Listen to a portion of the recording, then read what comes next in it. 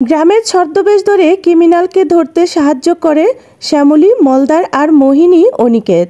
হ্যাঁ ভিউয়ার্স, এমনটাই দেখতে পারবেন আজকের পর্বে। তাই ভিডিওটা দেখার আগে চ্যানেলটিতে লাইক দিয়ে সাবস্ক্রাইব করার অনুরোধ রইল। গল্পের শুরুতে দেখা যাবে ওই ব্যাংকের অফিসার বলছে যে দেখুন তো এদের দুজনের ভিতরে কাউকে চিনতে পারেন কি না।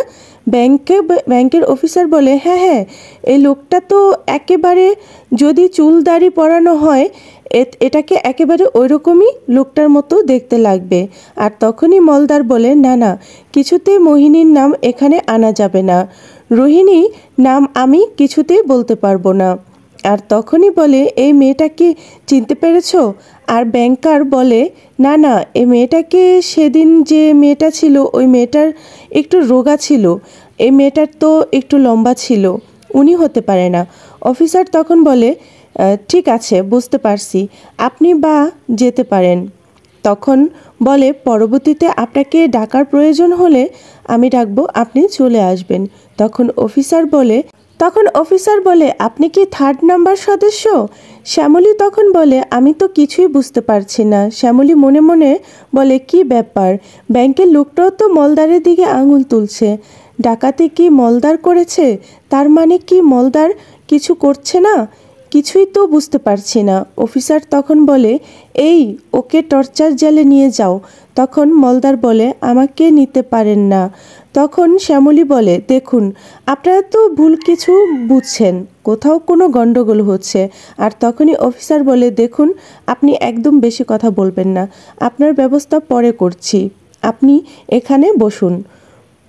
ওর মুখ থেকে কিভাবে কথা বের করতে হয় সেটা আমার খুব ভালো করেই জানা আছে, তাই এখনই ওর মুখ থেকে সব কিছু বের করব। আর ওইদিকে শ্যামলী বলে মলদার তুই যদি কিছু জেনে থাকিস তাহলে বলে দে। অফিসার বলে এবার তো লাইনে এসেছেন, ওকে আরও আমরা জিজ্ঞাসা করব, আর ও সুরসুর করে সব বলে দেবে। মলদারকে মারতে থাকে আর ওইদিকে শ্যামলী অস্থির হতে থাকে। তারপর মলদার কিছুই করছে না। উফ, আর ভালো লাগছে না এভাবে চোখের সামনে মলদারকে মার খেতে দেখে। আর মলদারকে বলতেছে ওই মলদার তুই কিছু জানলে বলে দে। আর মলদার মনে মনে বলতেছে যতই মারুক আমি কিছুতেই বলবো না। অফিসার বলে এই নাম বলবি কি না বল। তখন মলদার বলে আমি কিছুই নাম বলতে পারবো না। মলদার জিজ্ঞাসা শুনে শ্যামলী যেতে চাইলো, আর অফিসার বলে আপনি চুপ করে এখানে বসে থাকুন, আপনি ওখানে যাওয়ার চেষ্টা করবেন না। এই কথা শুনে শ্যামলী চমকে ওঠে। আর ওইদিকে মলদার কিছুই রোহিণীর নাম বলতে চাচ্ছে না। আর তখনই অফিসার বলে এবার কিন্তু আপনার সাথে যে ম্যাডামটা এসেছে ওনার উপর টর্চার শুরু করব। ওনার উপর টর্চার নিশ্চিত করলে আপনার মুখ থেকে বের হয়ে আসবে। মলদার তখন বলে প্লিজ না, আপনারা ওকে কিছু করবেন না, ওর কোনো দোষ নেই, ও কিছুই করেনি, ওকে ছেড়ে দেন। তখন অফিসার বলে ওর কোনো দোষ নেই ঠিক আছে, কিন্তু ওকে মজা দেখাতেই হবে। তখন বলে এই যে শ্যামলী ম্যাডাম, পাশের রুমে ওনাকে নিয়ে গিয়ে একটু ধোলাই করা হোক। এটা শুনে মলদার প্রচণ্ড ভয় পেয়ে যায় আর বলে শ্যামলীকে কিছু করবেন না প্লিজ, শ্যামলী কিছুই করবেন না, শ্যামলী কিছু জানে না। ওদিকে শ্যামলীকে পাশে রেখে একটা টেবিলের উপর মারছে অফিসার।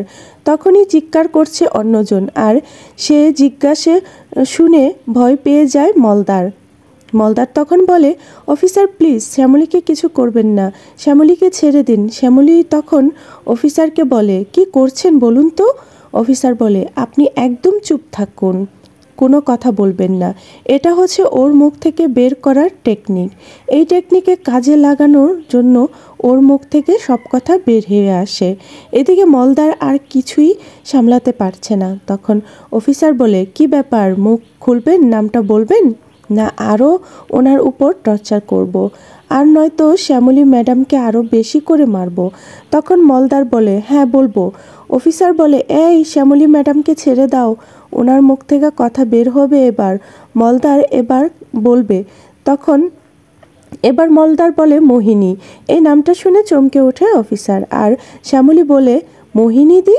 এদিকে অফিসার বলে এই মোহিনী, ওনাকে আনার ব্যবস্থা করুন। তারপর রোহিণী অনিকেতের অফিসে চলে আসে। তখন বলে কিরে রোহ, এটা কি করছিস তুই, কি ওর মতো বোকা হয়ে গিয়েছিস নাকি?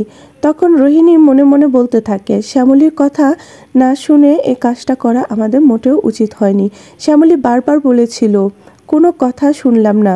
যদি শ্যামলীর কথা শুনে ফর্ম ফিল আপ না করতাম তাহলে আজকে এই দিন দেখতে হতো না।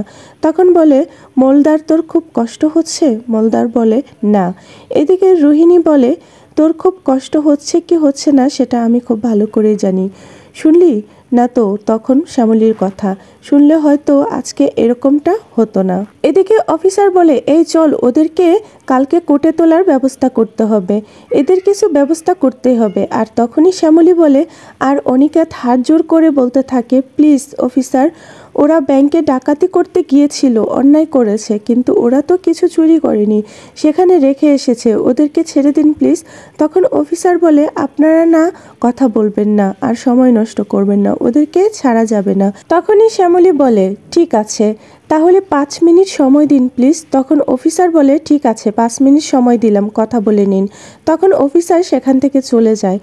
আর তখন অনিকেত বলে, এখানে আবার অফিসারের ফিরে আসার টাইম হয়ে যাবে, বলুন তো। শ্যামলী তখন বলে, আমি তো কিছুই একটা করতে পারছি না। আচ্ছা, ওই যে পুলিশ আঙ্কেল আছে না আমাদের, ওনাকে ফোন করে জিজ্ঞেস করুন তো। অনিকেত পুলিশ আঙ্কেলকে ফোন করলে আঙ্কেলও জানায় কিছুই করার নেই, কারণ প্রমাণসহ ধরা পড়েছে, সেই জন্য কিছুই করতে পারবে না। তখন অনিকেত বলেছে কিছুই করতে পারবে না। অন্যদিকে দেখা যাবে অপরাজিতা রোহিণীর রুমে খাবার নিয়ে আসে আর এসে রুহি রুহি করে চিৎকার করে ডাকতে থাকে। আর তখনই সোনালি এসে বলে, কি গো, এভাবে চিৎকার করছো কেন? আর তখনই অপরাজিতা বলে, আরে দেখ তো, খাবার চেয়েছিল, বলেছিল খিদা লেগেছে, এখন তো কোথাও খুঁজে পাচ্ছি না। তখন বলে, আরে রুহিদিকে তো দেখেছি একটা ফোন এসেছে আর সে বাড়ি থেকে বের হয়ে গেছে। কথা শুনে অপরাজিতা, রুহি বাড়ি ছেড়ে গেছে? কোথায় গেছে একটু ফোন করে দেখি তো, এই বলে রুহিকে ফোন করতে থাকে আর রুহির ফোনটা সুইচ অফ দেখায়। তখন অনিকেতকে ফোন করে অনিকেত বলে, ওই তো মামুনি ফোন করেছে, কি জবাব দিব বলো তো? তখন শ্যামলী বলে, ম্যাডামও বেশ চিন্তায় আছে, আপনি ফোনটা ধরুন, বলুন যে রুহি দিদি আপনার সাথেই আছে। তখন ফোনটা ধরে অপরাজিতাকে বলে, কি রে, রুহি কোথায় বলতো দেখি? খাবার নিয়ে এসেছি, দেখি ও রুমে নেই, বলছিল খিদা পেয়েছে, এখন দেখি রুমে নেই, কোথায় গিয়েছে? অনিকেত বলে, মামুনি আমি রুহিকে ফোন করেছিলাম, ও বাড়ি থেকে বের হয়ে এসেছে। বলে, কি বলছিস তুই, ওকে ফোন করেছিলি? তো কোথায় ও? ফোনটা দে তো, ওর ফোন সুইচ অফ কেন? তখনই অনিকেত বলে, ও একটু ব্যস্ত আছে, ফ্রি হলে আমি তোমাকে ফোন দিচ্ছি, ঠিক আছে? এই বলে ফোনটা রেখে দেয় অনিকেত বলে, দেখতেছেন বাড়ির সবাই খুব চিন্তায় আছে। এদিকে শ্যামলী বলে, উফ, আর ভালো লাগছে না, এবার যদি পুরো বাড়ির সবাই জেনে যায় তখন কি হবে, কিভাবে মুখ দেখাবো? জোড়াবাড়ির মেয়ে ডাকাতি করেছে, কি হবে? এই সমস্ত কিছু তো কিছুই বুঝতে পারছি না। স্যার, আপনি কিছু একটা ব্যবস্থা করুন। অনিকেত বলে, আমার মাথা তো কিছুই কাজ করছে না, কি করব কি বলবো কিছুই বুঝতে পারছি না। এদিকে অফিসারকে উপর মহল থেকে ফোন করা হয়েছে আর বলা হয়েছে একটা ক্রিমিনাল গ্রামে ঢুকেছে আর সেই ক্রিমিনালটাকে যেভাবে হোক 7 দিনের ভিতর ধরতে হবে। কিভাবে ধরবে সেটা জানি না, তবে 7 দিনের ভিতর ধরতেই হবে। আর তখনই এই বিষয়টা নিয়ে চিন্তায় পড়ে যায় অফিসার তখন বলে, 7 দিনের ভিতরে কিভাবে এই ক্রিমিনালটাকে ধরবো? এই বিষয় নিয়ে বাকি অফিসারদের সাথে কথা বলতে থাকে। বাকি অফিসাররা বলে, স্যার, এই কাজটা কাকে দিয়ে করাবেন বলুন তো? আমাদের এখানে তো এমন কোনো মানুষ নেই যে এই কাজটা করতে পারে। তখন অফিসার বলে, আছে, মালদার চৌধুরী এই কাজটা করবে, মালদারকে দিয়ে এই কাজটা করাতে হবে। অফিসার তখন বলে, আমরা আপনাদেরকে ছেড়ে দেব, তবে আমাদের হয়ে একটা কাজ করে দিতে হবে। শ্যামলী বলে, কি কাজ করতে হবে? অফিসার তখন বলে, অনেক বড় একটা ক্রিমিনাল গ্রামে ঢুকেছে আর সেই ক্রিমিনালটাকে ধরতে হবে। তখন শ্যামলী বলে, এই কাজের মালদার কি করতে পারে?